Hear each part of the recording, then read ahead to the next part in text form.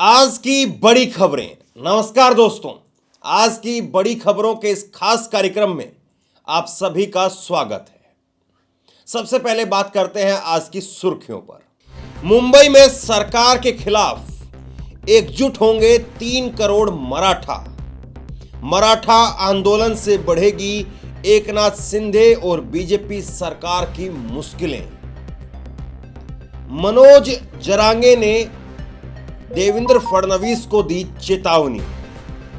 2023 में फिर से बेताज बादशाह बने शाहरुख खान।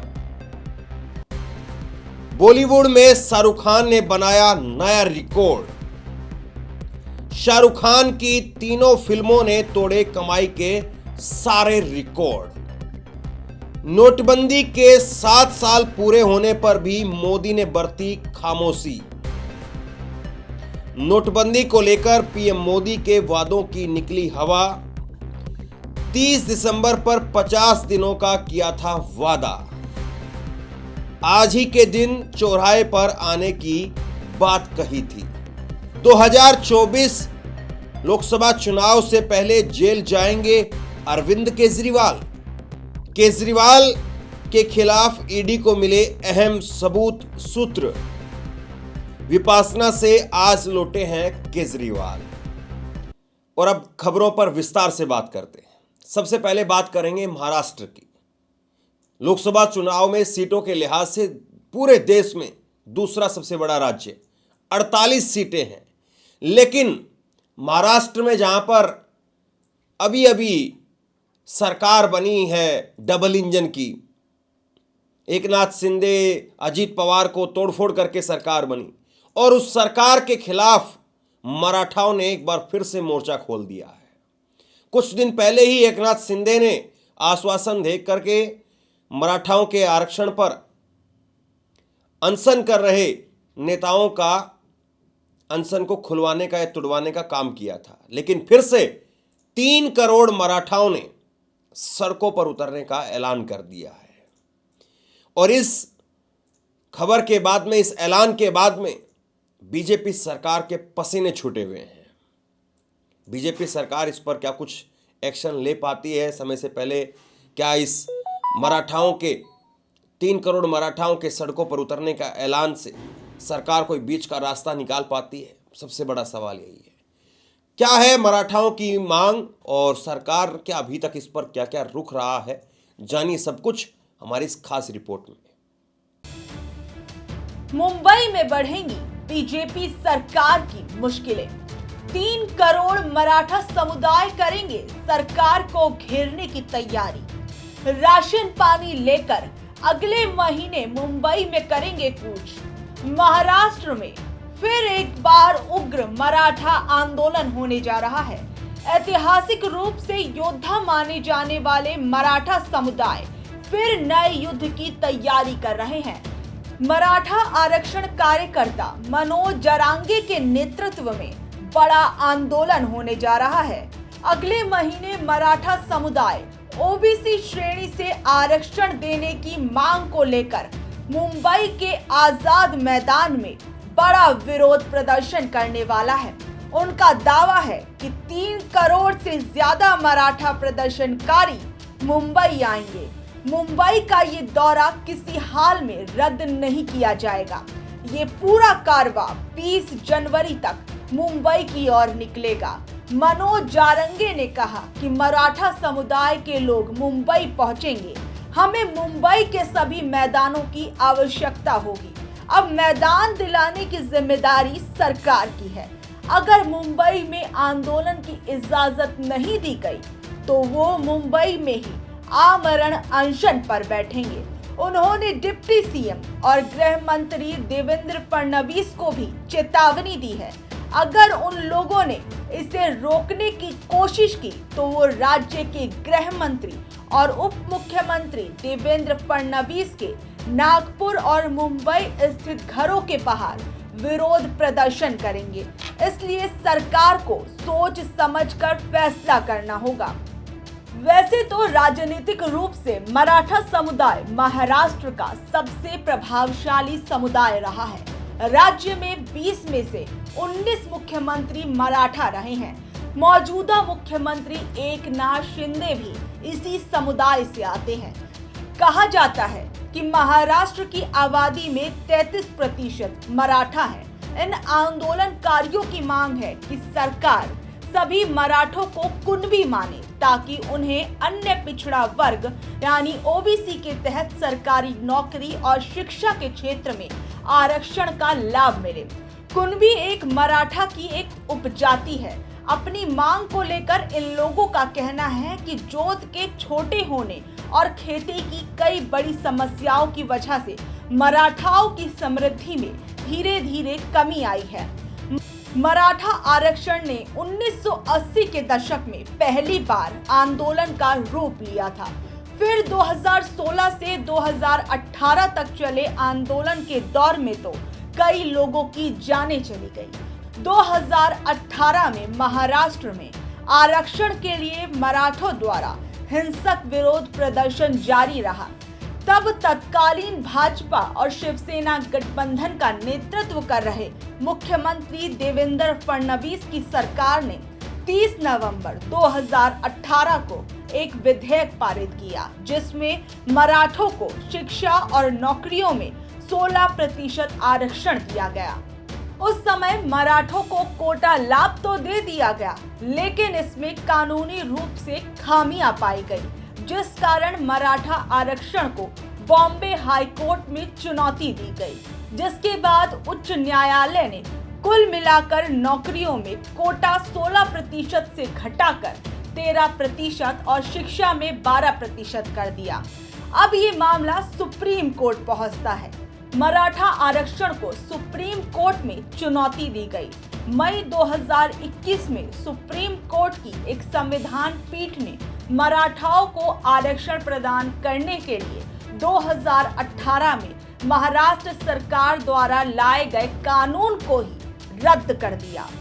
सुप्रीम कोर्ट ने कोटा प्रावधान को रद्द कर दिया क्योंकि राज्य में 50% आरक्षण का सीमा उल्लंघन हुआ था।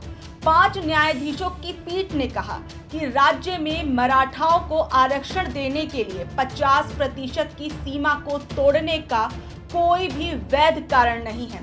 इस पूरे मामले को ध्यान से देखने पर लगता है जैसे तत्कालीन बीजेपी और शिवसेना सरकार इस आरक्षण विधेयक को जल्दबाजी में लाई थी, क्योंकि उस समय अगले साल महाराष्ट्र में विधानसभा के चुनाव थे और केंद्र में लोकसभा के चुनाव थे। लगता है मानो चुनावी फायदे के लिए जल्दबाजी में ऐसे निर्णय लिए गए हों। वहीं 2024 के चुनाव भी नजदीक है और महाराष्ट्र में 48 लोकसभा सीट है। प्रदेश में मराठा वर्ग वैसे ही नाराज चल रहा है।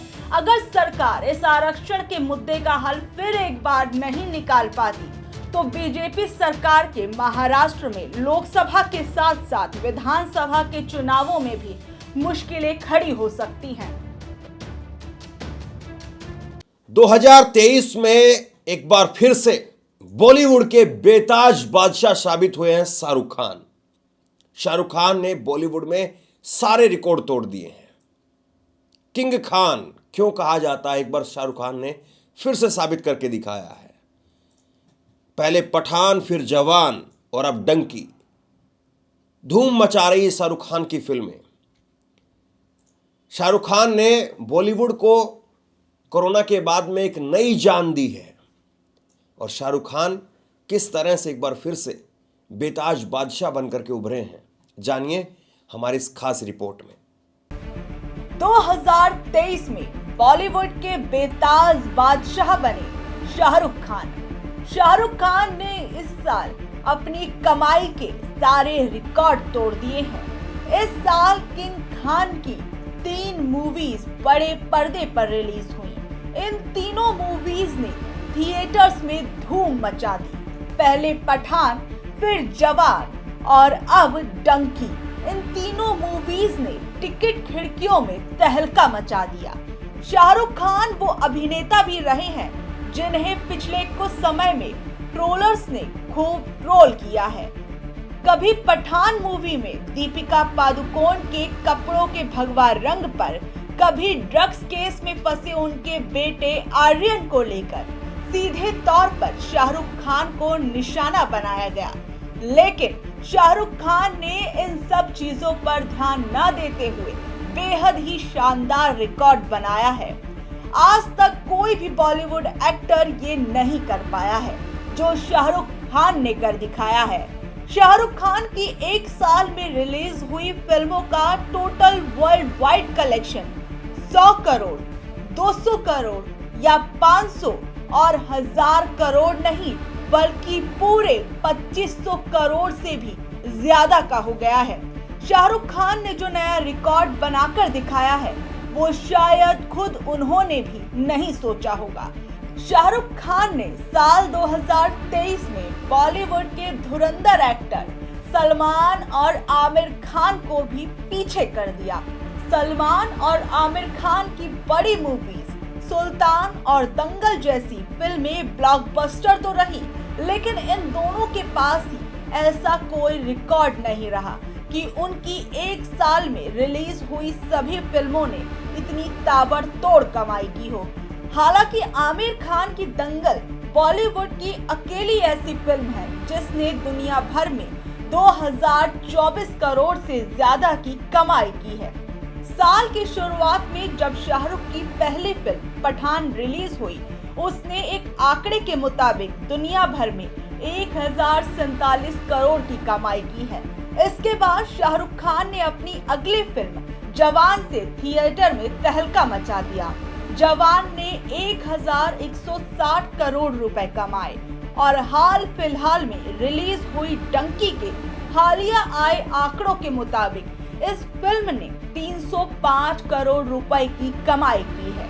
फिल्म थिएटर में चल रही है और अभी फाइनल कलेक्शन आने में देरी है। अब इन तीनों फिल्मों की कमाई 1047, 1060 और 305 करोड़ रुपए है। तो इनको अगर एक साथ जोड़ा जाए तो ये होता है 2512 करोड़ रुपए। इस हिसाब से शाहरुख खान वो पहले एक्टर बन गए हैं जिनकी एक साल में आई सभी फिल्मों की कमाई 2500 करोड़ के ऊपर जा चुकी है। शाहरुख खान की ये मूवी उस वक्त पर रिलीज हुई जब साउथ से लेकर नॉर्थ तक के लोगों के दिलों पर राज करने वाले प्रभास की सालार रिलीज हुई। बॉलीवुड इंडस्ट्री में इस मुकाम तक पहुंचने में अच्छे लोगों के छक्के छूट जाते हैं। ऐसे में अपनी फिल्मी कलेक्शन में नया रिकॉर्ड बनाकर शाहरुख खान ने ये साबित कर दिया है कि आखिर उन्हें बॉलीवुड का किंग खान क्यों कहा जाता है। नोटबंदी के 7 साल पूरे हो चुके हैं। 8 नवंबर 2016 को नोटबंदी हुई थी और उसके बाद में प्रधानमंत्री नरेंद्र मोदी ने भावुक होकर के देश से अपील की थी कि मुझे 50 दिन दे दीजिए, और 50 दिनों की म्याद हुई थी 30 दिसंबर 2016। 8 नवंबर 2016 को नोटबंदी होती है, 50 दिन मांगे गए और 50 दिनों की म्याद वो 30 दिसंबर 2016 को पूरी हो गई। लेकिन वो 50 दिन 7 साल पूरे होने के बाद में भी नरेंद्र मोदी जी की तरफ से नोटबंदी को लेकर के अभी भी चुप्पी बरती जाती है। और आज लोग फिर से याद दिला रहे हैं नरेंद्र मोदी जी को कि नोटबंदी हुई है, और नोटबंदी के लिए वो 30 दिसंबर आज की तारीख है। जानिए लोग क्या कह रहे हैं और क्यों आखिरकार नरेंद्र मोदी जी को आज घेरा जा रहा है। प्रधानमंत्री नरेंद्र मोदी ने सत्ता में आने से पहले कई वादे किए, सत्ता में आने के बाद भी कई वादे किए। आज उन्हीं वादों में से एक वादे को पीएम मोदी को याद दिलाया जा रहा है। आज 30 दिसंबर है। इस दिन के लिए पीएम मोदी ने एक वादा देश की जनता से किया था। वो कौन सा वादा था, पहले वो आप इस वीडियो में सुनिए। भाइयों बहनों, मैंने सिर्फ देश से 50 दिन मांगे हैं, 50 दिन। 30 दिसंबर तक मुझे मौका दीजिए मेरे भाइयों बहनों। अगर 30 दिसंबर के बाद कोई मेरी कमी रह जाए, कोई मेरी गलती निकल जाए, कोई मेरा गलत इरादा निकल जाए, आप जिस चौराहे में मुझे खड़ा करेंगे, मैं खड़ा होकर के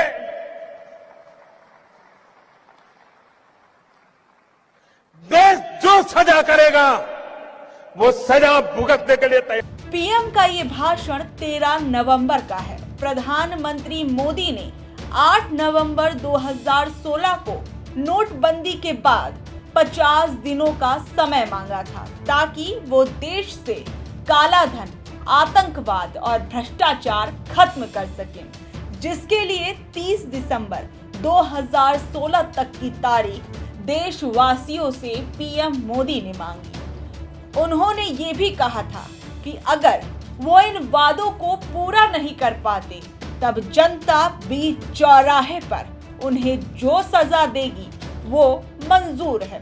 चूक से भी याद नहीं करते, देश में लागू की गई नोटबंदी के जरिए 500, 2000 के नए नोट लाए गए, जिसमें भी कुछ समय पहले ही 2000 के नोटों को चलन से ही बाहर कर दिया गया।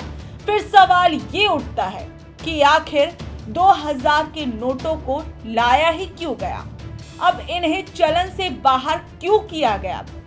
पिछले 8-9 सालों से वैसे तो केंद्र की मोदी सरकार की ओर से कैलेंडर देखकर हर मौके पर कोई ना कोई इवेंट होता रहता है।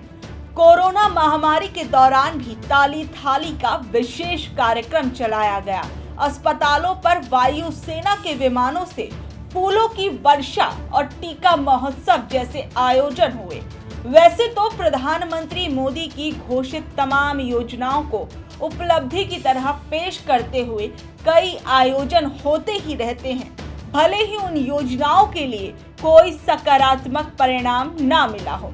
प्रधानमंत्री और उनकी पार्टी के लोग भी नोटबंदी के फैसले पर भूल चूक से भी कहीं बोलने से बचते रहते हैं, तो कभी इसके गोल मोल जवाब देने लगते हैं।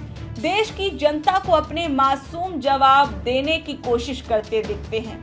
वहीं नोटबंदी के ऐलान के 7 साल बाद देश में कैश सर्कुलेशन रिकॉर्ड स्तर पर पहुंच गया है। आरबीआई के आंकड़ों के मुताबिक वर्तमान में 32.42 लाख करोड़ रुपए कैश सर्कुलेशन में है, जो 4 नवंबर 2016 को चलन में रहे 17.97 लाख करोड़ रुपए से 71.84% ज्यादा है।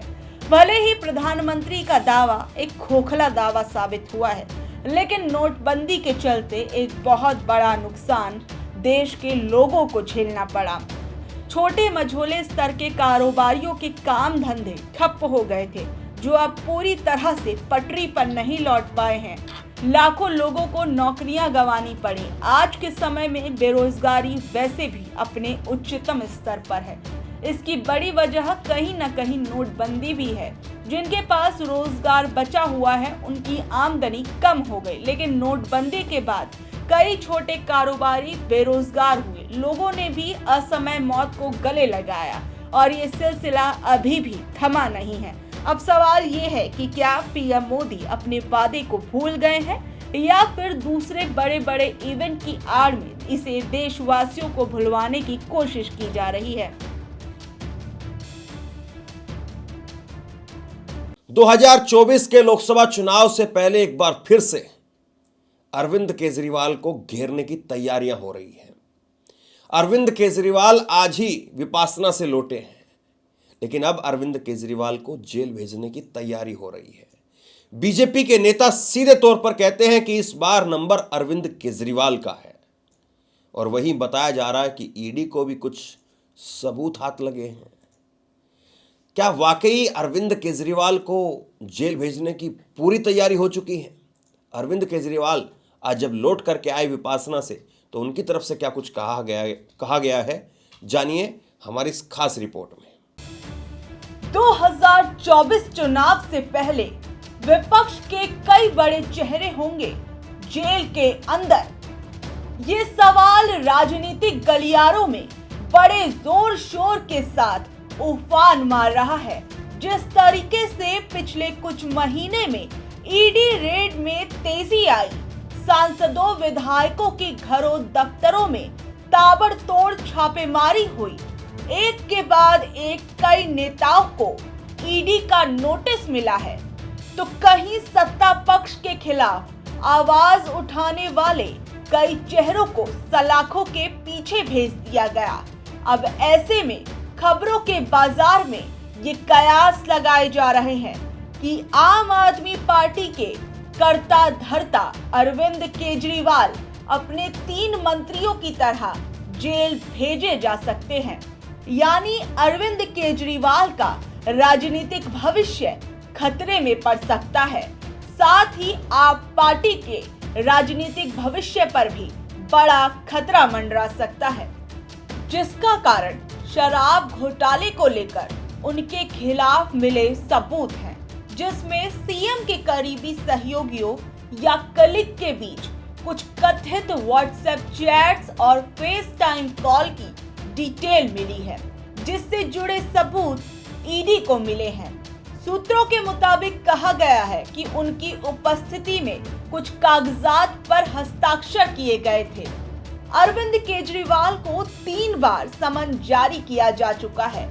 आने वाले 3 जनवरी को अरविंद केजरीवाल को ईडी के सामने पेश होना है। इससे पहले अरविंद केजरीवाल ने अलग अलग कारणों से ईडी के सामने पेश होने से इनकार कर दिया था। भले ही अरविंद केजरीवाल ने पिछली कुछ सुनवाइयों में ईडी के सामने पेश होने से इनकार कर दिया था, लेकिन क्या केंद्र में विपक्षी नेता के तौर पर केजरीवाल खुद को इस कुचक्र से बचा पाएंगे? ये सवाल अपने आप में काफी बड़ा है, क्योंकि इसी घोटाले से जुड़े होने के आरोप में दिल्ली सरकार में मंत्री रहे सत्येंद्र जैन, मनीष सिसोदिया, संजय सिंह पहले ही जेल में हैं, जिन पर अभी तक पूर्ण रूप से आरोप तय नहीं हुए हैं, फिर भी वो अभी तक जेल में हैं। ये नेता आम आदमी पार्टी के बड़े चेहरों में से थे, जिन्होंने केंद्र सरकार की कई नीतियों के खिलाफ जमकर आवाज उठाई। संसद और संसद के बाहर केंद्र सरकार को घेरने की कोशिश की, लेकिन इनके विरोध पर लगाम कसते हुए इन्हें शराब घोटाले का हवाला देते हुए जेल के पीछे भेज दिया गया, वो भी ऐसे समय में जब विपक्षी एकजुट होकर केंद्र सरकार के खिलाफ हुंकार भर रहे हैं। वहीं इंडिया गठबंधन कई मोर्चों पर सरकार की नीतियों का घेराव कर रहा है। आप पार्टी भी इस गठबंधन का हिस्सा है, जिस कारण ये भी देखा जा रहा है केजरीवाल अगर घोटाले में आरोपित सिद्ध हो जाते हैं तब उन्हें भी जेल में भेज दिया जाएगा। वहीं इसे भी सीधे तौर पर इंडिया गठबंधन पर चोट करने की कोशिश के तहत किया जा रहा है। वहीं आज अरविंद केजरीवाल विपाशना साधना से लौटे हैं, जिसे लेकर अरविंद केजरीवाल ने एक्स अकाउंट पर पोस्ट किया है। 10 दिन की विपाशना साधना के बाद आज वापस लौटा।